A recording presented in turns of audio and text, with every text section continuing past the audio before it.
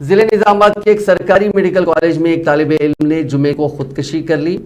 MBBS سال اول کے 22 سالہ طالب علم M سنات نے علی الصبح نظام آباد میڈیکل کالج میں اپنے ہاسٹل کے کمرے میں پھانسی لے لی۔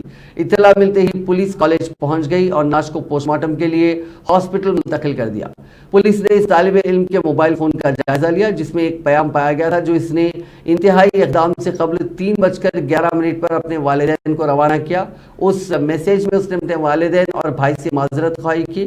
اس نے امریکہ میں رہنے والے اپنے بھائی سائی سے خواہش کی کہ وہ واپس آ جائے اور والدین کے ساتھ رہے۔ ضلع پیداپلی سے تعلق رکھنے والے یہ طالب علم حال ہی میں سال دوم تھیوری امتحان میں حصہ لے چکا ہے اور پیر سے وہ پریکٹیکل امتحانات میں شرکت کرنے والا تھا۔ پرنسپل کالج اندرا نے بتایا کہ طالب علم سنات رات دیر گئے 2 بجے تک اپنے ساتھیوں کے ساتھ پڑھائی کر رہا تھا، جس کے بعد تمام طلبہ اپنے متعلقہ رومز کو چلے گئے۔ پولیس نے کہا کہ اس طالب علم نے بیڈ شیٹ کی مدد سے سیلنگ فین سے لٹک کر پھانسی لی۔